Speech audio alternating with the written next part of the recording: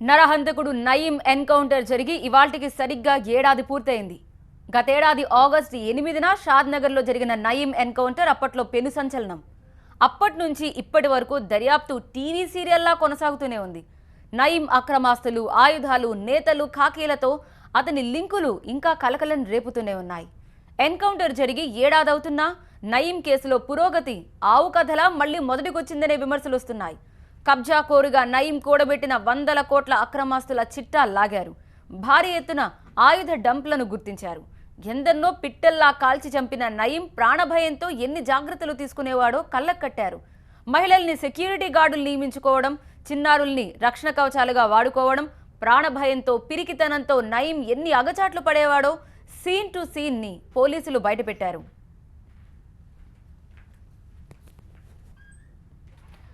Bullet దిగి ఏడాది పూర్తయింది. నయీంతో ప్రముఖులకు లింకులున్నాయని, వారి జాతకాలు బయట పెడతామంటూ ఏడాది పొడవునా ఓదరగొట్టారు.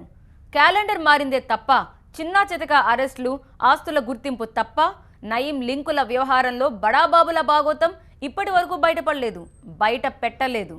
నయీం ఆగడాలు, అక్రమాలపై ఇప్పటి వరకు 227 కేసులు పెట్టగా 22 కేసుల దర్యాప్తు పూర్తి చేసి 9 ఛార్జ్షీట్లు దాఖలు చేశారు.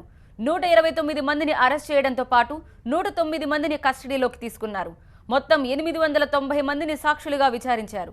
14 మందిపై పీడీ యాక్ట్ పెట్టడంతో పాటు 26 మంది పోలీస్ అధికారులతో నయీంకి లింకులున్నాయని సిట్ గుర్తించింది. 5 అడిషనల్ ఎస్పీలపై సస్పెన్షన్ వేటు వేసింది. నయీం అక్రమాస్తుల్లో కొందరు పోలీస్ ఆఫీసర్లు బినామీలుగా వ్యవహరించారనే లింకులు బయటకొచ్చాయి.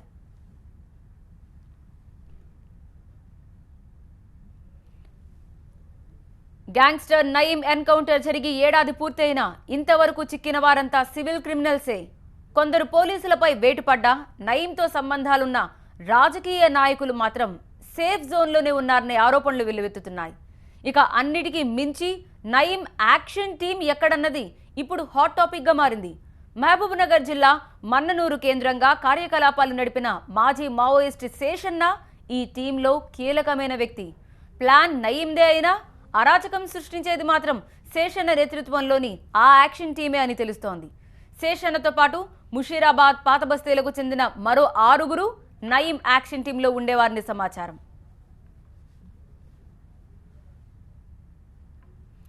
బుల్లెట్ దిగి ఏడాదైనా ఇంకా వేలాది మంది నయీం బాధితులు న్యాయం కోసం ఎదురు చూస్తూనే ఉన్నారు.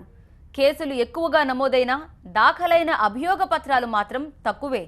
అయితే నయీం స్థావరాల నుంచి ఎన్ని డైరీల్ని స్వాధీనం చేసుకున్నారు, వాటిలోని వివరాలేంటి ఇప్పటికీ అంతు చెక్కని రహస్యంగానే మిగిలిపోయాయి. నయీంకు సిటీలో 10ల సంఖ్యలో ఉన్న బడా భవనాలు వెలుగులోకొచ్చాయి. నయీం కలుగులో దాచుకున్న కోట్లాది రూపాయల డబ్బు, కళ్ళు చెదిరే బంగారు నగలు, షూలు, డ్రెస్లు, మేకప్ కిట్లు, అధునాతన ఆయుధాలు అన్నీ బయటపడ్డాయి. మరిప్పుడు అవన్నీ ఎక్కడున్నాయి? కలుగుల్లో దాచిన ఆ డబ్బంతా ఎక్కడుంది? ఆయుధాల డంప్ ఎక్కడుంది? ఈ ప్రశ్నలకు సమాధానం ఉందా అంటే లేదనే చెప్పాల్సి వస్తోంది.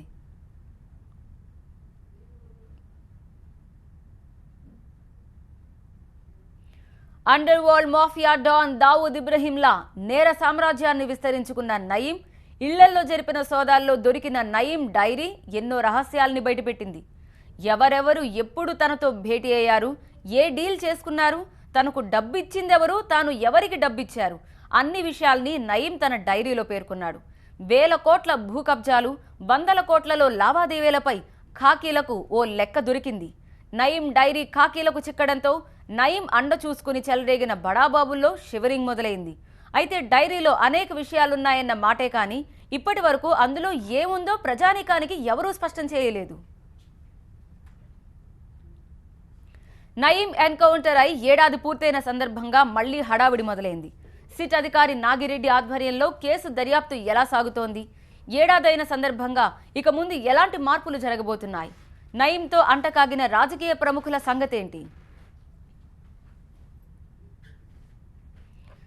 మరిన్ని వివరాలు మా ప్రతినిధి విజయ్ ఫోన్ లైన్లో అందించడానికి సిద్ధంగా ఉన్నారు.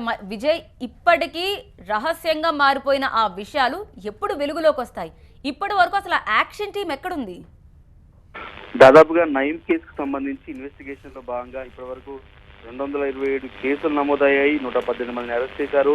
ఇవన్నీ కూడా సిట్ అధికారులు ఇన్వెస్టిగేషన్ లో చాలా వరకు కూడా కేసులన్నీ కూడా క్లియర్ చేసే ప్రయత్నం చేస్తున్నారు. కానీ నయంతో అంటగాగినటువంటి కొంతమంది బడా పోలీసు అధికారులపైన ఇంతవరకు చర్యలు లేవు. వ్యక్తి అతన్ని నయం చేసిన సాహిత్యాల్లో పోలీసుల మానిటరింగ్ ఏదైనా ఉన్నాడని చెప్పి. రైట్ విజయ్, మళ్ళీ మీ వద్దకు వద్దాం. నయీం ఎన్కౌంటర్ జరిగి ఏడాది పూర్తయిన ఇప్పటి వరకు అసలు ఆ కేసుకు సంబంధించి ఏం జరిగిందనేది ప్రజానికానికి తెలియదు. ఎన్కౌంటర్ జరిగి ఇవాటికి సరిగ్గా 1 సంవత్సరం పూర్తయింది. గతేడాది ఆగస్టు 8న షాద్ నగర్లో జరిగిన నయీం ఎన్కౌంటర్ అప్పట్లో పెను సంచలనం. అప్పటి నుంచి ఇప్పటి వరకు దర్యాప్తు టీవీ సీరియల్లా సాగుతూనే ఉంది. నయీం అక్రమాస్తులు, ఆయుధాలు, నేతలు, ఖాకీలతో అతని లింకులు ఇంకా కలకలం రేపుతూనే ఉన్నాయి. ఎన్కౌంటర్ జరిగి ఏడాది అవుతున్నా నయీం కేసులో పురోగతి ఆవు కథలా మళ్లీ మొదటికొచ్చిందనే విమర్శలు వస్తున్నాయి. కబ్జా కోరుగా నయీం కూడబెట్టిన 100 కోట్ల అక్రమాస్తుల చిట్టా లాగారు. భారీ ఎత్తున ఆయుధ డంపులను కూడా గుర్తించారు.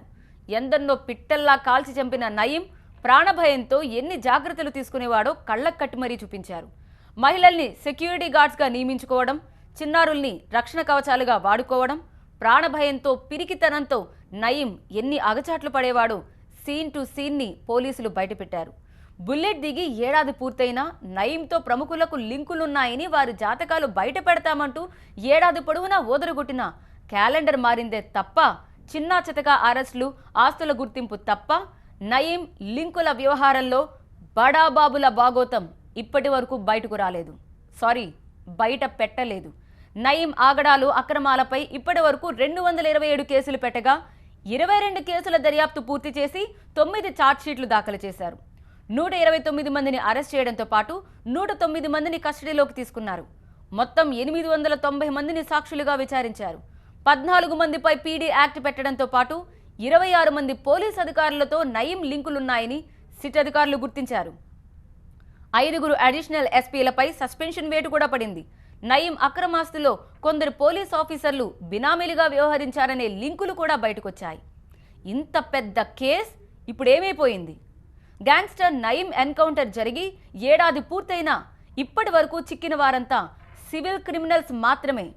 కొందరు పోలీసులపై వేటు పడ్డా నయీంతో సంబంధాలున్న అసలైన రాజకీయ నాయకులు మాత్రం ఇంకా సేఫ్ జోన్లోనే ఉన్నారనే ఆరోపణలు వస్తున్నాయి.